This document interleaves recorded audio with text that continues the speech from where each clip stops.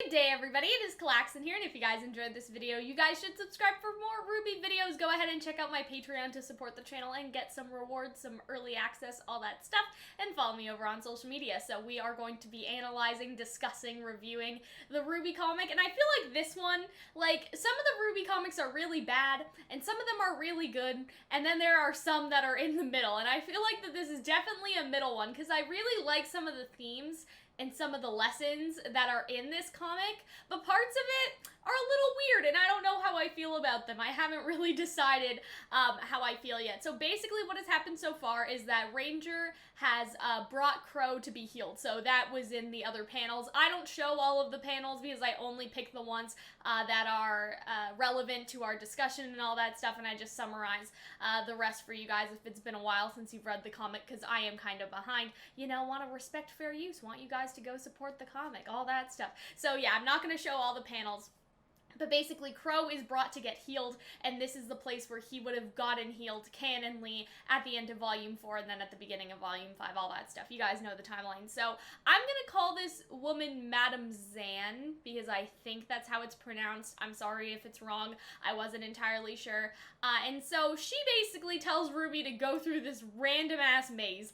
And I don't know, like, she seems really nice, like, in this panel, but she also seems kind of sketchy, because you know that anime thing where, like, the glasses are, like, all white and stuff, you know what I mean? Like, the glasses glare is all, like, you guys can see it in that photo. I can't really explain it, but yeah, it's basically all white and you can't see the person's eyes. Like, I don't know. I don't know what they were going for with this character exactly, like, maybe, like, mysterious, like, helper type character, if that makes sense, but I kind of like her design. I don't think that we've seen too many characters that have sort of a, I don't know how to explain it, but like, RWBY has a cape, obviously, but she also has like a head covering, if that makes sense. And I don't think that we've seen a lot of characters with a head covering, so that's cool. It sort of reminds me in Aladdin when Jasmine goes to the market and she's like in disguise and stuff. This may be the uniform of the healers, I have no idea, but I really like that design. I think that that's fun. And so we go through the garden, and yeah, so again, see, you can't see her eyes in these scenes, so I'm like, is she supposed to be mysterious? Is she supposed to be evil? I mean, I doubt she's evil because Crow feels better, right? Crow's okay. So, you know, I'm sure that she's fine and it's supposed to be more of a mystery thing. Maybe they were too lazy to draw her eyes. I feel that. So yeah, I'm not really sure, but I don't know. I do like the design of that character, especially for a minor character. I really, really like how RWBY is drawn here. Like, I know sometimes the art in the comics are hit or miss, but like, look at that. Like, I just love this art right here. Like, this is great. So I wanted to make sure I showed you that one for that reason. So this is basically what happens next is RWBY is thinking about her journey and all that stuff. If you guys remember, she's basically like, you know, we've been through a lot, but what's next and all that stuff. And now she thinks that she's hearing voices. And so I think that the voice is the one saying, waiting is often hardest, standing still can be the wisest move, right? And so she thinks that she hears someone and she thinks that she sees Yang, but then she sees this flower field. And so here's what I thought was weird. Like, I found that the symbolism in this comic was a little, I don't want to say pretentious, but it was a little bit like, okay, so you guys will see because I'm going to show you, but there are basically all the girls as flowers, all the girls as birds, all the girls as leopards, and then all the girls as doors. And it's like with the flowered ones, it's like, okay, those are sunflowers for Yang, those are belladonnas for Blake, I think. You know what I mean? I don't know. And with the leopards and all that stuff, like, I just thought that it was, it's just weird. It's just really weird, and I don't understand the point. Like, I feel like it was just symbolism for the sake of symbolism without it actually meaning anything, because I guess the flowers, I mean, that makes sense. Like, those are what represents each character, you know? And so I wonder, like, if we could try to analyze this a little bit, like, maybe I'm looking into it too much, but RWBY says, I can't do this alone. Huntresses, we're not supposed to be alone. And so you can think of Yang, and then Yang being all alone right now, you know, wanting to push everybody away and all that stuff. And then she says, you, me, and all our friends were not meant to be alone. And then you are not alone. No one is ever alone. And so with Blake, I feel like that has a double meaning. Like, that's what I think her mom and son and all that try to drill into her is that her friends will forgive her and that she's not alone. She's not without her friends. But then Blake is also not alone because she is haunted by her past and Adam is still after her, right? So I guess that could be the meaning. You know what I mean? Like, Yang pushed everyone away and, you know, sort of left Ruby alone and all that stuff, whereas with Blake, it's like Blake feels like she needs to be alone, but she is never alone, because her friends are still, like, with her, I guess. I don't know. I'm just guessing. And then she says, I can't lose another team, you won't. And then I think that these are Weiss's flowers, right? And so I think can't lose another team is a couple things, like she's afraid of losing Ranger, obviously, because Ranger has been through a lot, but Weiss was, like, forcibly taken away from her. Like, in a sense, Blake chose to left. Weiss was basically kidnapped by her father, right? Like, when you think about it, I know why Blake left. I'm not saying that her leaving was a bad thing, right? I'm saying that out of all the characters, Weiss was basically kidnapped. Yang chose to push Ruby away, and Ruby technically also left because she could have stayed with Yang, but she decided to leave with Juniper. But you guys understand what I mean? Like, Weiss is the only one who probably would have stayed with Ruby, but she got, like, taken away. Right, and so I think that that's sort of interesting. And so this is obviously the voice talking to her, but what you can do and who you are, these are two very different things. So there's what you can do and then who you are. And so I don't know, I do like the message of the comic, but, like, here's where I'm like, what the fuck is all this supposed to mean? Like, is this just, you know, pretending to be deep for the sake of being deep? Because I don't think that this is that deep, but I did look it up. And so I'm gonna tell you guys what I think that they may have been going for with the leopards. I literally have no idea. I'm assuming it's a leopard because Weiss kind of looks like a snow leopard. I think that's supposed to be Weiss. I don't know. It could just be big cats. Maybe somebody watched Tiger King and they just thought that they should put it in there. I don't know. A leopard symbolizes physical strength, perseverance, confidence, power, intelligence, beauty, independence, leadership, steadfastness, swiftness, gracefulness, and female mystique. And so the female mystique, that's where I was sort of like, oh, okay, well, they're all girls, so maybe that's why they decided to pick this specific animal, because it means, like, that specific thing.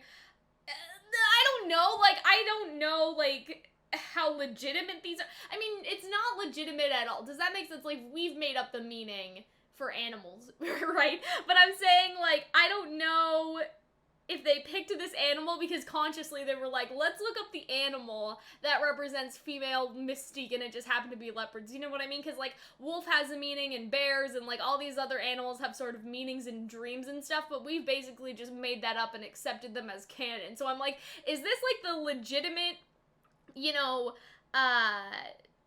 definition of a leopard? Does that make sense? Is this, like, the legitimate meaning of a leopard? Or is this, sorry guys, I'm trying to figure out, like, how to get back to the page. Or is this just, like, some random dream interpretation site's meaning of a leopard? Does that make sense? I don't know. I think you guys will understand, like, if you've ever been on those, like, what does this animal mean websites, and, like, all of them have just completely, like, different traits and all that stuff. Does that make sense? Like, when it comes to symbolism, that seems like a lot. Like, it represents intelligence and beauty and independence and leadership and power. Like, it just seemed to throw all the ones, like, in there instead of some animals where it's like, this specific animal is intelligence and wisdom and that's it.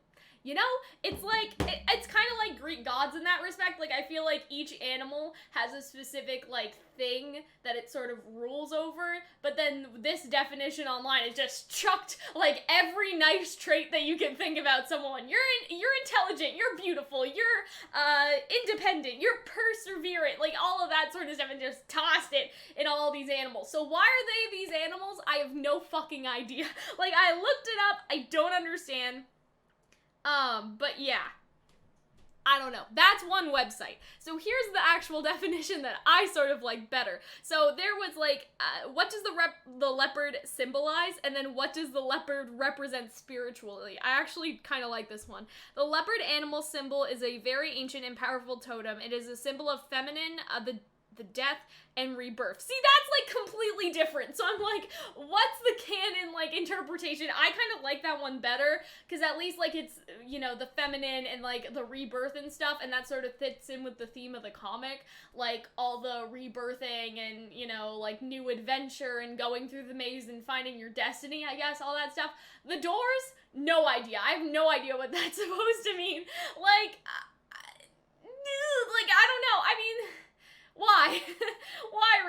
like, if somebody can tell me, because I really don't understand this. Like, this looks like some Kingdom Hearts type shit. Like, does she only have to pick one of them? I don't know.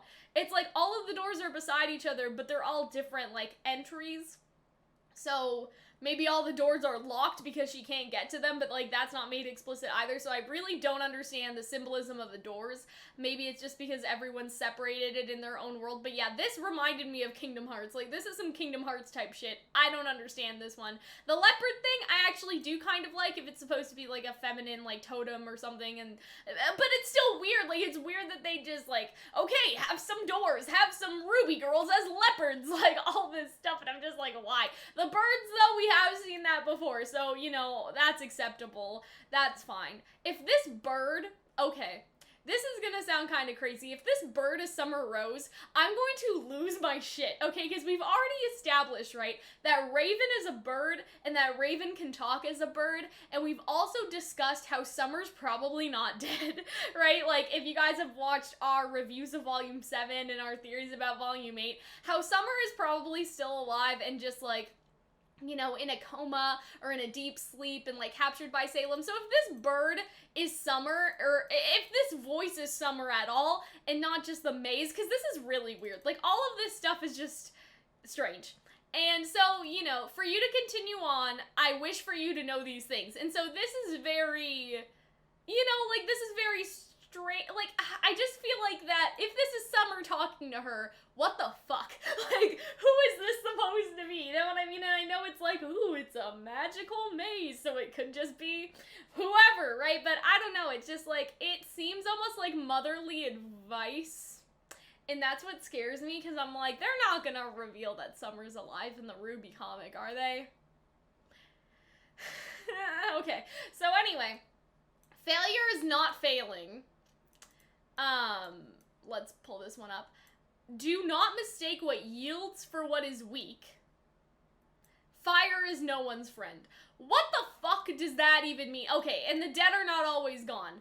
Like, what? Like, I don't know. This is where, again, I'm like, are you just trying to be deep in order to be deep? Because all these things sound very pretentious, but I don't think they actually mean anything. Like, do not mistake what yields for what is weak. I guess it's like, you know what I mean? I guess now that's why she talks about, like, oh, you know, you wouldn't want to say that about an engineering building, which is just, like, a really weird line.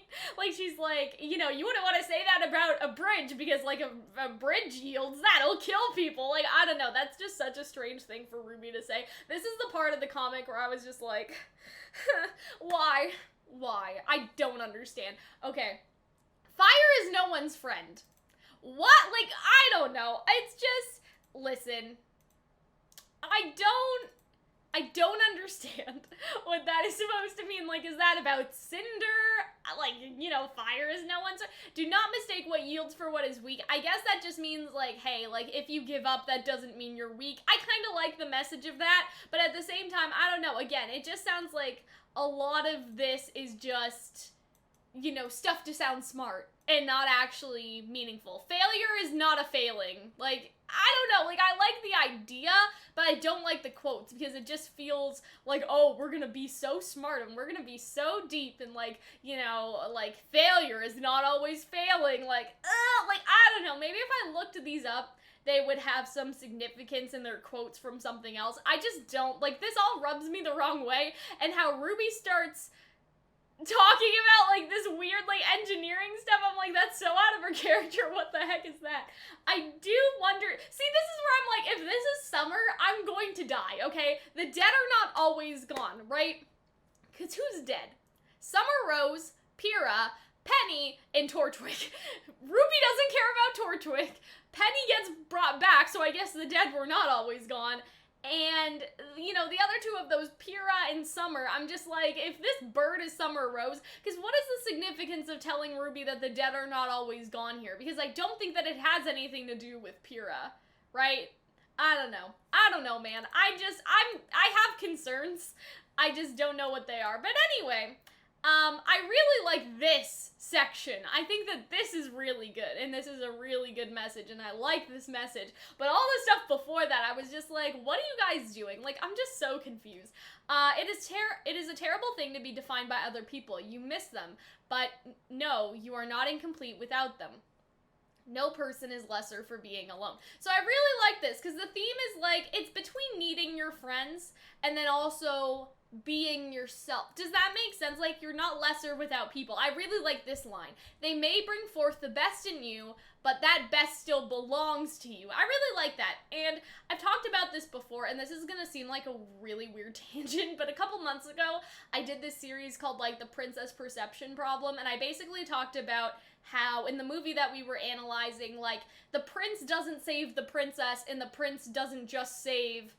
the prince doesn't just save the princess, and the princess doesn't just save the prince, right? Because, like, if only one happens, like, if a prince saves a princess, it's like, oh, well, you know, that's sexist, they're a damsel in distress. The other way around, it's like, oh, you know, like, female empowerment, she didn't need no man to save her. But what I liked about the movie we were talking about, and what I think is the right lesson is, you know, you're helping each other, right? Like, not only one of you needs help, both of you need help. And there are situations where both of them need help from either, like, female character needs help from a male character needs help from a female characters need help from each other. Like, they all help each other. Does that make sense? And so when I read this line, that's what I was starting to think about, especially when we talk about that sort of, like, perception stuff, because I feel like too many people equate independence with not needing anyone, and that's not true. And I feel like this is a nice balance. Like, RWBY, they may bring out the best in you, but the best is still inside you, and you can bring that out as well, right? You know, it's sort of a balance between, like, totally depending on your friends and then totally being independent. Neither is really good for you. And so there's that balance there. And I kind of really like that. And I think that that's what they're going for.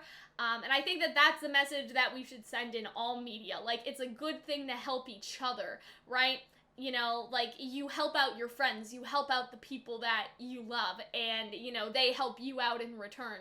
And so it's equal instead of, like, just all the women saving the men or all the men saving the women or whatever combination, right? You all save and you all help each other. That's nice, I think. And so I feel like that's almost very similar to this. You're not incomplete without your friends, but you still want to be with your friends. You know what I mean? Like, I don't know. I really like all that. Because, like, RWBY isn't just the piece of a puzzle. Like, she is her own piece, if that makes sense. And maybe when you put all complete puzzles together, you get, like, a better picture, but the puzzle on its own is still good enough. Does that make sense? I don't know if that's a great analogy, but that's just how I'm sort of, like, thinking about it. And I think, like, that's a really good lesson to teach, because I think that there's too much, like, focus on, oh, like, you're so codependent, and then there's too much, like, yeah, independent, she doesn't need anyone, she never needs anyone to help her or give her support, that means she's independent, and that's good for a female character, because I'm just like, is it, sweetie? Like, I don't think so. I don't think that's how we should live our lives. I don't know, humans need each other, you know what I mean? And so I really like this. I'm not broken without the people I love. And then she says, I chose them like they chose me. And I really, really like that. So, yeah, again, look at Summer. So it's Summer and Taeyang, and then it's Juniper, and Pyrrha and Penny are also back there. That's why I think that the dead thing are never gone. Like, maybe she was talking about them and Summer. And then there's Crow. I think that's Crow. I looked at that and I was just like, who the fuck is that? Like, I thought that the art was really good in that one scene where I saw like, RWBY beside that lady, like, a couple panels ago, and now I'm looking at this, and I'm like, what did they do to Nora's forehead? Like, I kind of like Jean in that one, though. Like, Jean looks kind of cute, but, like, what the heck? I guess it's just because of the lighting, but I was just like, is that Taeyang again? Or is that Ironwood? And then I realized that it was probably supposed to be Crow, and I was just like, okay, and so then here's the weird thing. Here's the really weird thing about this panel. I have something I want you to know, little bird. Sometimes the way out is through. So here's the tea, okay? Is that not the thing that Yang was criticized for by Taeyang? Right, and so it's really weird that that's sort of the lesson, and that's how RWBY gets out of the maze. Like, could it be a thing where Yang does that too much, but RWBY never does that? Does that make sense? Like, Yang goes through her problems too often, but RWBY never goes through her problems, so this is, like, the time to go through, like, time and place sort of thing. Like, there's a time to go through your problems, and then there's a time to, like, go around your problems, or, like, figure out another solution. I don't know, but I found it really weird that this is the same volume where Tai Yang was like, yeah, Yang, you're a fucking idiot, like, you always go through things instead of going around them, but now RWBY is like, I'll just go through the walls of the maze, that's the lesson, and I don't know, that just seems really weird and contradictory, and I don't understand. So, again, it could be one of those things where Yang and RWBY, I was gonna say Blake, Yang and RWBY are opposites in that respect, where again, Yang goes through things too much and RWBY doesn't go through things enough, and so they're sort of picking up what the other lacks, or what the other already had. Does that make sense? You know what I mean? So yeah, I don't know. I'm concerned about this bird. I feel like this bird is gonna be some person of Ozpin who has been turned into a bird, and the bird gives her a stone, and then this lady comes back and Crow's fine, and so I'm a little concerned. Is Crow gonna be like, oh yeah, that bird? Like, I know who that bird is, because, like, you're the one he's asking for. I don't know, like, that could just be, like, Crow, like, you know, wants to see his niece and all that stuff. Like, I don't know, but, like, hearing that and then seeing the bird stuff, are we gonna get some weird scene where Crow is like, yeah, RWBY, there's something I gotta tell you about the birds? You know what I mean? I don't know. It's just, why is this comic series obsessed with the birds? I don't understand. Okay. But yeah, in general, did I like this chapter? Yes. Like, I think that it has some nice messages. I think that, you know, all is good here, right? But at the same time, am I not a little concerned? Like, I'm a little concerned about the things that are going on next with RWBY's story. Like, I'm not sure what's happening here. I don't know. But yeah, I'm sure that, like, we're gonna get some wholesome Crow and RWBY scene, but, like, if RWBY is like, hey, like, this bird gave me this thing, Uncle Crow, what do you think that means? And then Crow has some, like, whole backstory for this piece of sea glass or something, and, like, none of this was ever in the show. Like, that's gonna be weird. It's gonna be a little weird, so yeah, I don't know, but we'll find out. I hope that you guys enjoyed this video. Yeah, I had a lot to say about this chapter, actually. Like, you guys probably noticed I'm not doing these with Hunter because we're in quarantine and we can't see each other, so, you know, usually our comic, reviews and analysis and stuff are only, like, 15 minutes, but, like, with just me, like, I kept talking. Maybe it's because Hunter's not here to keep me, like, in track, and I have to explain everything by myself, and sometimes that's harder, but I'm just like, like, this comic was a doozy, as the kids say. So yeah, guys, I hope that you guys enjoyed.